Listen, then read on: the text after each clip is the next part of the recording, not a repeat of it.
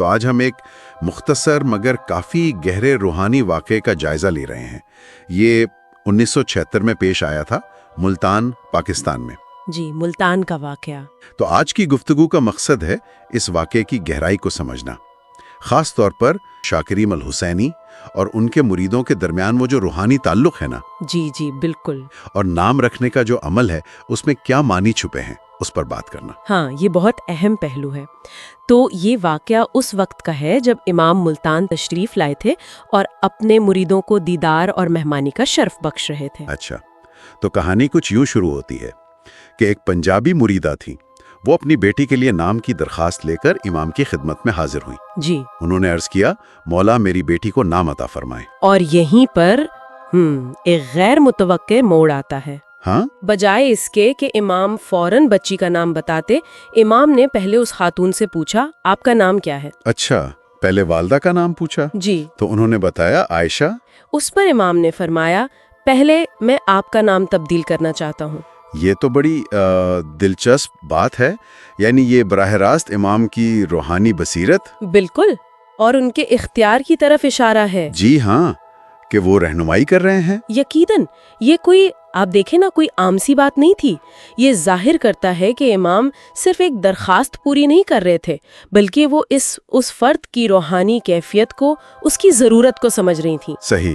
یہ تو ایک طرح سے پہچان کو نئی شکل دینا تھا، ان کے روحانی سفر میں رہنمائی کرنا تھا۔ تو امام نے انہیں فاطمہ نام عطا کیا، اور فاطمہ نام کی اہمیت تو ہم سب جانتے ہی ہیں، پاکیزگی، عقیدت، الہی طاقت کی علامت۔ جی، پیغمبر اسلام صلی اللہ علیہ وآلہ وسلم کی بیٹی اور ہمارے پہلے امام حضرت مولانا علی علیہ السلام، ان کی والدہ کا محترم نام۔ بالکل۔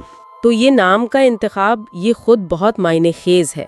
یہ صرف ایک نیا نام نہیں تھا، میرا مطلب ہے کہ یہ ایک روحانی تبدیلی تھی۔ ہاں، ایک تجدید مقصد جیسی بات۔ بالکل، یہ اس مریدہ کو ایک عظیم روحانی ورثے سے جوڑنے جیسا تھا، ان کی شناخت کو ایک گہری، ایک نئی معنویت دینے جیسا تھا۔ اچھا، تو پہلے والدہ کا نام فاطمہ رکھا گیا، اس کے بعد؟ جی، اس کے بعد امام نے بیٹی کی طرف توجہ فرمائی اور بیٹی کو نام دیا زہرا۔ زہرا، یہ نام بھی بڑا خوبصورت ہے، حسن، روشنی، پھول جیسی نزاکت، یہ سب معنی رکھتا ہے۔ زہرا یعنی روشنی اور چمک، کیا اس کا تعلق امامت کے نور سے ہو سکتا ہے؟ ہاں، بالکل ہو سکتا ہے۔ زہرا جس کا تعلق روشنی سے ہے، یہ شاید اسی نور کی طرف اشارہ ہو جو امامت کے سلسلے سے جاری مانا جاتا ہے۔ اور ایک اور اہم بات، جی، وہ یہ کہ امام نے صرف نام ہی نہیں دیے، انہوں نے ماں اور بیٹی دونوں کو رحمت، برکت اور نور کی خصوصی دعاؤں سے بھی نوازا۔ اچھا، دعائیں بھی دیں؟ جی، یہ عمل جو ہے نا، یہ امام کے ہر فرد کے ساتھ ذاتی اور گہرے روحانی تعلق کو ظاہر کرتا ہے، وہ محبت بھری موجودگی جو مریدوں کی روحانی نشوونما کرتی ہے۔ تو یہ پورا واقعہ جو شاید چند منٹ کا ہو، اس سے ہم کیا اہم نقطہ نکال سکتے ہیں؟ بظاہر تو یہ ایک سادہ سا نام رکھنے کا عمل لگتا ہے۔ اصل میں یہ واقعہ امام اور مرید کے درمیان جو گہرا ذاتی اور باطنی تعلق ہے، اس کی عکاسی کرتا ہے۔